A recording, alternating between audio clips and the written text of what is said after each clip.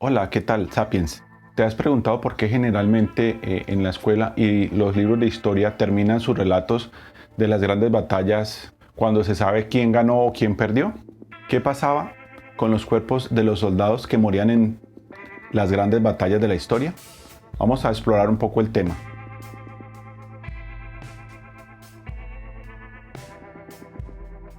La historia nos dice que los griegos, en su mayoría, intentaban respetar las costumbres eh, después de las batallas de cada uno de los enfrentados. Se intentaba recoger los cuerpos de los caídos en batalla y darles una sepultura digna.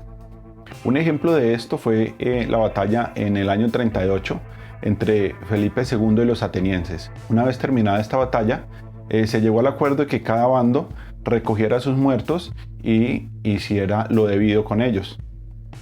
Esto lo hacían principalmente por honor a los caídos y a su valor, y también por apaciguar la furia de los dioses. A excepción de los espartanos, la mayoría de las sociedades griegas intentaban enterrar a sus muertos cerca de las ciudades de donde provenían. Los espartanos enterraban a sus muertos en el mismo campo de batalla. Para ellos eso era un honor. Lo que hacían era enterrarlos con todas sus pertenencias, con todas sus armas y con todo lo que tenían. Y además de eso colocaban una placa de reconocimiento de quién era la persona y en qué batalla había muerto. Esto solo sucedía cuando un espartano moría en batalla. Si no moría en batalla, su tumba no tenía ninguna inscripción ni ninguna descripción. También pasaba en el pueblo espartano con las mujeres que morían en parto. A ellas también se les reconocía con una placa sobre su tumba. Aunque los griegos trataban de enterrar a sus muertos cerca de sus ciudades, en términos prácticos, en épocas muy convulsionadas, lo que hacían era crear fosas comunes cerca de sus ciudades y ahí enterraban a sus muertos. Ahora vamos a ver un poco de la historia de los romanos. Algo interesante de los soldados romanos que encontré es que ellos tenían un ahorro mensual para que en caso de que murieran en batalla fueran enterrados dignamente.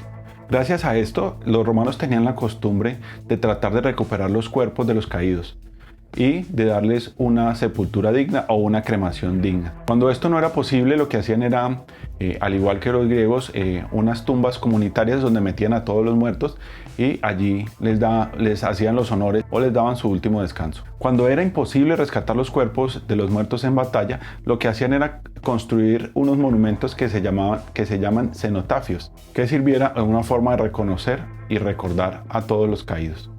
Pero estas buenas prácticas no siempre se aplican. Por ejemplo, el tapiz de Bayeux, que representa la batalla de Hastings en el año 1066, muestra a los soldados apilando los cuerpos de los muertos y despojándolos de sus objetos de valor. Se cree que después de esto, los cuerpos fueron rápidamente incinerados o enterrados en fosas comunes cercanas. Ahora nos acercamos un poco más a la época medieval. Realmente para los historiadores no ha sido fácil encontrar evidencias de lo que sucedía con los restos después de las batallas. Apenas algunas evidencias de unas batallas se han podido rescatar, pero en la mayoría de los casos esa información no se ha podido recolectar. Como ya lo expresé, los saqueos eran comunes. Les voy a leer un fragmento de una historia de un libro donde esto queda en evidencia. Jean-Baptiste Marbotte se despierta después de varias horas inconsciente. Estaba encima de un carro completamente desnudo y rodeado de cadáveres. Lo único que conservaba era su sombrero. El resto de sus pertenencias le habían sido quitadas porque se le había dado por muerto. Se estima que en las batallas de Napoleón murieron aproximadamente 3 a 6 millones de personas. Estos eran muchos cadáveres para manejar. Como en una copia macabra del proceso natural, se sabe que después de las grandes batallas llegaban oleadas de carroñeros en orden de fuerza. Primero llegaban los soldados vencedores. Después llegaban las mujeres y los familiares de los soldados vencedores. Después llegaban los vecinos del lugar. Los últimos carroñeros que llegaban eran los saqueadores humanos. Se interesaban principalmente por los dientes de los muertos. Y no estamos hablando precisamente de que iban a sacar los dientes de oro. Realmente los dientes de oro en esa época eran muy raros porque eran muy costosos. lo que hacían era sacar los dientes para venderlos en el mercado y con ellos construir cajas de dientes. Se sabe que después de la batalla de Waterloo, este mercado de dientes tuvo un auge impresionante. Incluso debido a la cantidad de muertos y a los jóvenes que eran, se creó una línea de cajas de dientes a las cuales les llamaban dientes de Waterloo, donde se aseguraba su calidad gracias a la juventud de los que colocaban los dientes. Por último, otra cosa que también se hacía con los despojos después de las batallas era utilizar los huesos como abono. Pulverizaban los huesos de los muertos y luego eran vendidos a bajo precio para ser usados en abono, en la agricultura o en las plantas ornamentales. Algo un poco más bizarro son las personas que les gustaba ir a esos sitios o que compraban partes de los cuerpos de los caídos y los guardaban como recuerdos. Dentro de las casas de algunas personas pudientes se encuentran botellas con líquido, con algún licor, y dentro de estas botellas partes de dedos o alguna parte del cuerpo de algún caído. Y siempre se sabe de qué batalla fue. Después de que ya todo lo de valor había sido saqueado, lo que sucedía en algunos casos era que el ejército disponía de algunos hombres para que limpiaran la zona cuando era posible. Algunas veces el ejército también se asociaba con lugareños para realizar el trabajo. Cuando no era posible por la premura de los enfrentamientos bélicos, pues sencillamente le dejaban a la naturaleza que actuara. Ahí era cuando llegaban coyotes y cuervos a terminar el trabajo. Aquí tengo un interesante relato también de un libro de lo que sucedía tiempo después de que había pasado una batalla.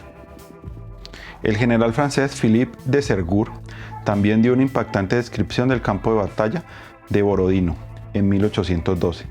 Al volver a pasar por él 2 meses después, durante la retirada de las tropas napoleónicas, todos los alrededores estaban cubiertos de fragmentos de cascos y corazas, tambores rotos, grupos de cañones, jirones de uniforme y estandartes teñidos de sangre. En este lugar desolado yacen 30.000 cadáveres a medio devorar, junto con una pila de esqueletos que coronaba una de las colinas y sobredimensionaba el conjunto. Parece como si la muerte hubiera colocado aquí su trono. Ahora nos vamos a adelantar a épocas más recientes. Durante la Guerra Civil Americana había un grupo de soldados encargados de crear fosas comunes y enterrar ahí a todos los muertos. En estos casos sí se tenía el cuidado de tratar de que todos los muertos recibieran un entierro apropiado. Durante la Primera y Segunda Guerra Mundial habían grupos de soldados o escuadrones que se encargaban de hacer limpieza y recoger los muertos. Se crearon manuales de manejo y disposición que eran seguidos cuando era posible, porque cuando la guerra empeoró, estas reglas fueron ignoradas por la necesidad y por la premura. Durante la Segunda Guerra Mundial, los aliados crearon un batallón especializado en la recuperación e identificación de los cadáveres. Esta fue una tarea dispendiosa y tomada con mucha seriedad. Se trataba de identificar a cada soldado y darle un entierro digno, dependiendo de su afiliación religiosa. Este grupo está aún activo en el ejército de los Estados Unidos. Se trata del Servicio de Asuntos Mortuorios. ¿Qué tal te ha parecido esta larga trayectoria a través de las batallas en la historia y lo que sucedía después de las grandes batallas? ¿Qué pasaba con todos los soldados caídos y con lo que quedaba en el campo? Te leo en los comentarios. Chao.